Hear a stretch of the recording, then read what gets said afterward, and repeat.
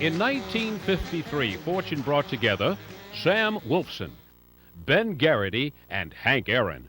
Wolfson was already a successful local businessman when he bought the Jacksonville Braves. Wolfson hired the well-respected but controversial manager Ben Garrity to lead the team. For the next 4 years that Wolfson owned the team, the Jacksonville Braves won 3 pennants. Those far-sighted sportsmen had the vision in 1953 to sign on 19-year-old rookie Hank Aaron to play ball here. Aaron and 2 other ball players, Felix Mantilla and Horace Garner, broke the color line for the South Atlantic League that year. Aaron remembers the hardships of playing ball during those early years of the civil rights movement. When we went into a city, the bus quite naturally would pull over and carry the white players to the hotel, the convenience of the hotel, and then they would carry us to either a private home or to YMCA, someplace where we would be in the black section of the city.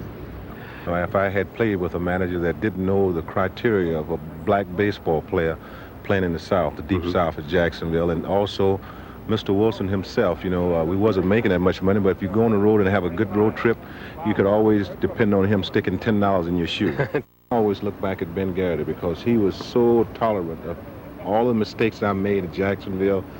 And used to sit down with us, myself, Felix Mantilla, and Horace Garner, when we couldn't stay in the same hotel with white players. He used to come over and talk with us a lot.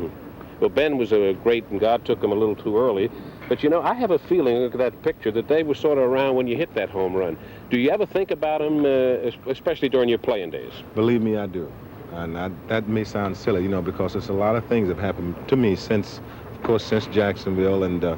But as I said before, I have to give these 2 gentlemen all the credit in the world for my ability and my consistency in playing the game of baseball. You talked about, personally, Ben Garrity being a friend, telling you to have patience, that you had the talent, that it would all come about. But I can remember when we were 9 or 10 games ahead with 11 to go, and he was still worried we wouldn't win the championship. Well, Ben was that kind of man, he was that kind of manager. He wanted to get the best. He wanted everyone. In fact, I can remember some of these things. He said in order to be a great ball player, you have to be a consistent one that go out there every day and do the things a little bit better every day, because this game is that kind of game. And I can remember those things. It stuck with me all through my baseball career. It was a very, very good ball club. I mean, a very good ball club. I think 7 or 8 or 9 of us off that ball club eventually went to the big league. I know your baseball accomplishments, and I know what you've done, and your children are happy. Are you happy in life? Things are going well for you, I trust. Well, I think they are, Dick. Of course, you always want them to be a little better, but I feel like I've been well blessed.